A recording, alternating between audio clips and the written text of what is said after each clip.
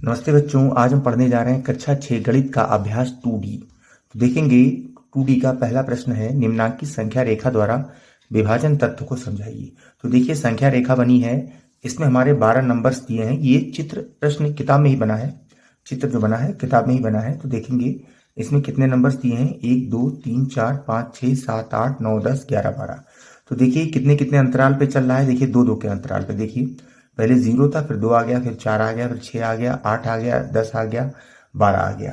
तो क्या कह रहा है प्रश्न, संख्या रेखा द्वारा विभाजन तत्व। ठीक है, संख्या रेखा देखिए कितने पे चल रही है, दो दो का अंतर लेके चलिए, 2 4 6 8 10 12। ठीक है, तो कितनी संख्या है टोटल, 12। और कितने कितने नंबर्स बाद आ रहे हैं, 2 के बाद। ठीक है, तो देखेंगे 1 2 3 4 5 6, ऐसे भी गिन सकते हैं आप। और दो दो के अंतराल पे चल रही, तो हम इसको इससे भाग दे देंगे, तो हमारा क्या आंसर आ जाएगा, 6। बस यही इसका आंसर है, यही पूछ रहा है। ठीक है, ठीक है, तो हमें क्या करना था, इसमें 12 को 2 से भाग करना था, तो हमारा आंसर आ गया 6। बढ़ते हैं सवाल नंबर 2 पर।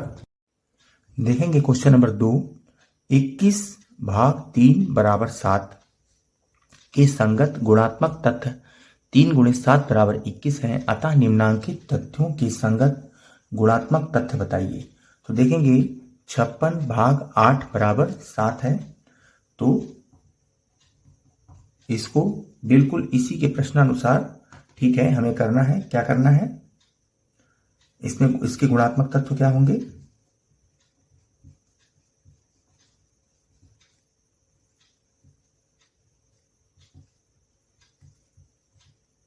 ठीक, गुणात्मक तथ्य क्या होंगे, प्रश्नानुसार आप डाल दीजिए इसको, प्रश्नानुसार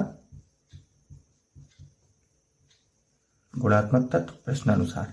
ठीक है, क्या हो जाएंगे, 56 है तो 8 गुणे 7 बराबर 56। ठीक है, ठीक है, तो हमारा आंसर हो गया, ये पूरा ही आंसर है हमारा। ठीक है, तो देखेंगे क्वेश्चन नंबर 2। क्वेश्चन नंबर 2 क्या है, 66 भाग 11 बराबर 6। तो इसका आंसर क्या होगा, फिर से वही लाइन लिख लेंगे, प्रश्नानुसार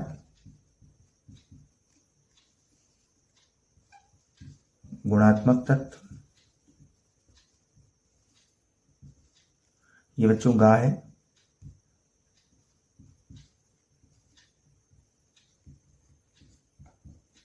ठीक है, तो 66 का क्या आ जाएगा,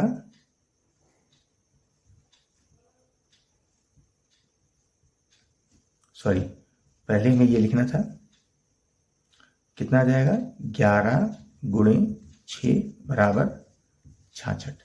तो ये हमारा आंसर हो गया। ठीक है, बढ़ते हैं सवाल नंबर 3 पर। देखते हैं क्वेश्चन नंबर 3, 117 को दो संख्याओं के गुणा के रूप में व्यक्त करो जिसकी एक संख्या 13 है। बच्चों बहुत ही सरल क्वेश्चन है, 117 के गुणनखंड पूछ रहा है, दो गुणनखंड जिसकी एक संख्या 13 दे रखी है, दूसरी आपको बतानी है। ठीक है, तो दूसरी संख्या देखिए, यही पूछ रहा है, दो संख्याओं के गुणा के रूप में व्यक्त करो, एक संख्या दे रखी है, तो दूसरी संख्या कैसे निकलेगी, 117 को आप 13 से डिवाइड कर दो। चाहे तो आप इस रूप में भी लिख सकते हो, चाहे तो आप इस रूप में भी लिख सकते हो। ठीक है, दोनों का मतलब एक ही है। ठीक है, 13 नेमा 117। ठीक है, और क्या उत्तर आया हमारा, 9। तो क्या हो गया हमारा, 9। दूसरी संख्या बराबर कितनी हो गई, 9। तो इसको ऐसे भी लिख सकते हैं, 117 9 गुणे 13, एक संख्या दे रखी है और दूसरी संख्या। ठीक है, ये इसका पूरा रूप हो गया। ठीक है बच्चों, सवाल हल हो गया है। बढ़ते हैं अगले सवाल पर। दूसरी संख्या ध्यान रखना बच्चों 9 है। ठीक है, दूसरी संख्या बराबर 9, चाहे मैं नीचे लिख दे रहा हूं फिर से एक बार, दूसरी संख्या बराबर 9। ठीक है, प्रदर्शित आपको ऐसे ही करना है। ठीक है, बढ़ते हैं अगले सवाल पर। देखते हैं बच्चों क्वेश्चन नंबर 4, क्या ऐसी कोई पूर्ण संख्या संभव है जिसको स्वयं से विभाजित करने पर वही संख्या प्राप्त होती है? तो बच्चों इसका उत्तर समझ के देने वाला है। इसका उत्तर है 1। ठीक है, 1 ही एक ऐसी संख्या है जिसको आप स्वयं से विभाजित कर देंगे तो वही उत्तर आ जाएगा जो वो संख्या है। बाकी आप कोई संख्या उठा के देखिए जिसको आप स्वयं से विभाजित करेंगे वही संख्या नहीं प्राप्त होगी। जैसे आप 15 को 15 से विभाजित करें तो 15 नहीं प्राप्त होगा, आपको 1 ही प्राप्त होगा, 15 नहीं आएगा ना। जैसे आप 8 को 8 से विभाजित करेंगे तो 8 नहीं आएगा, क्या आएगा? 1 आएगा। मगर 1 एक ऐसी संख्या है जिसको आप 1 से विभाजित करेंगे तो जो संख्या है वही उत्तर आएगा। ठीक है, तो इसका आंसर क्या होगा? ये मैं रफ बच्चों समझा रहा था 1। ठीक है, बढ़ते क्वेश्चन नंबर 5 पर।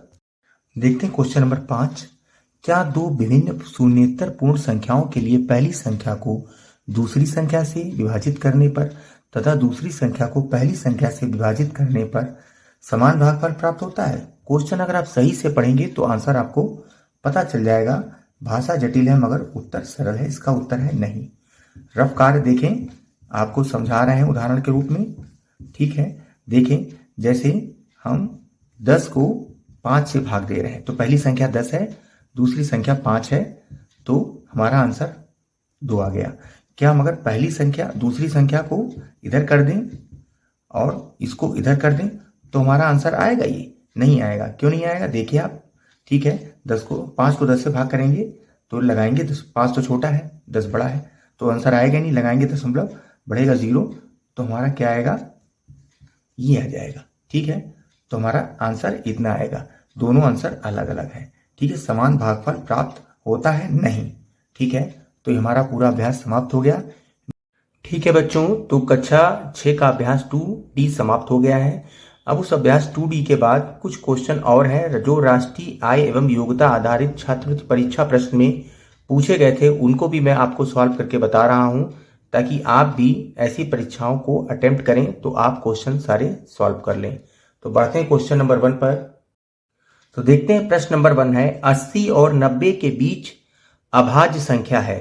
अब बच्चों देखेंगे अभाज्य संख्या क्या होती है। अभाज्य संख्या वे संख्या होती है जो अपने अलावा और एक के अलावा किसी भी संख्या से ना कटें। ठीक है, अभाज्य संख्या जैसे कोई भी संख्या 1 से कट सकती है, ठीक है, और अपने आप से कट सकती है और किसी से नहीं कटेगी तो उसको अभाज्य कहेंगे। ठीक है, तो देखेंगे 81 और 83, 4 ऑप्शन दिए गए हैं, एक ऑप्शन हमें टिक करना है। 81 और 83 देखेंगे, इसमें 2 संख्याएं दी हैं। 81 9 से कट रही है, 9 नेम 81। ठीक है, और 3 से भी कट रही है, 3 दूनी 6, 3 से 21। ठीक है, तो ठीक, तो ये तो नहीं हुआ। दूसरा देखेंगे 83 और 87, 83 तो नहीं कट रही है मगर देखेंगे 87 3 से कट रही है। ठीक है, 3 दूनी 6, 3 नेम 27, देखो 29 आ रहा है। अब देखेंगे गा नंबर 81 और 89, 81 हमारा कट रहा है, 9 नेम 81, तो ये नहीं हुआ।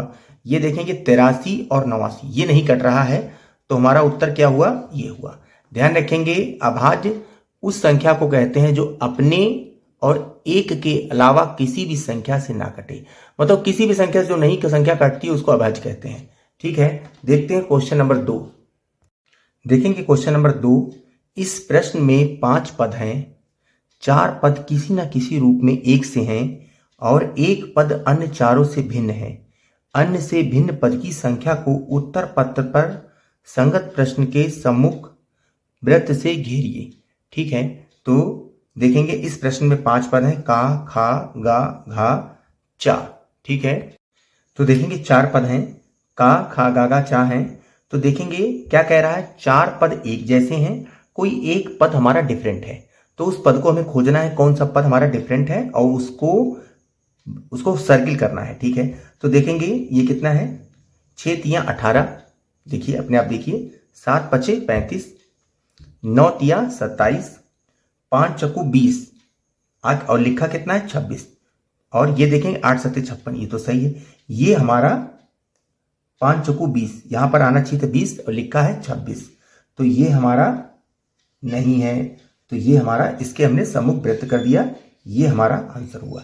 ठीक है, अन्य से भिन्न पद की संख्या को उत्तर पद पर संगत प्रश्न के सम्मुख वृत्त से घेरिए, हमने वृत्त से घेर दिया और ये हमारा आंसर हो गया। ठीक है, बढ़ते हैं क्वेश्चन नंबर 3 पर।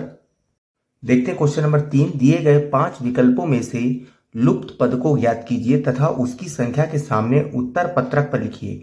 उत्तर पत्रक मतलब जो आपको कॉपी मिली है उस पर इसके जो भी उत्तर आया आपको उसको लिखना है इस प्रश्न के सामने। ठीक है, उत्तर आपको लिखना है इसमें। तो देखेंगे कौन कौन से दिए गए हैं। 85, 90, 81, 64, 95। देखिए ये सब जो संख्याएं दी हैं ये यहाँ पर एक लुप्त पद है, मतलब यहाँ पर एक ये लुप्त पद है।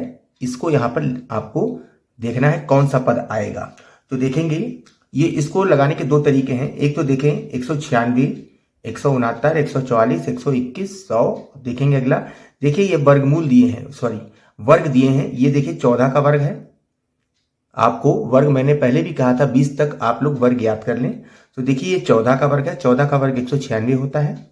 ये 13 का वर्ग है, 13 का वर्ग 169 होता है। ये 12 का वर्ग है 144, ये 11 का वर्ग है, ये 11 का वर्ग 121 होता है, ये 110 का वर्ग है। तो देखेंगे 14, 13, 12, 11, 10, यहाँ पर 9 का वर्ग आएगा। तो 9 का वर्ग क्या है, देखिए यहाँ पर 81। ठीक है, ये इसका आंसर हुआ। एक और तरीका है इसका, देखेंगे 196 से 169 गए, देखेंगे कितने बच रहे हैं। देखेंगे इसको, ये भी रफ पे करेंगे आप, रफ पे हम बता रहे हैं आपको। देखेंगे 6 से 9 गए, 16 से 9 गए 7, और 8 से 6 गए 2, 27 बच रहे हैं।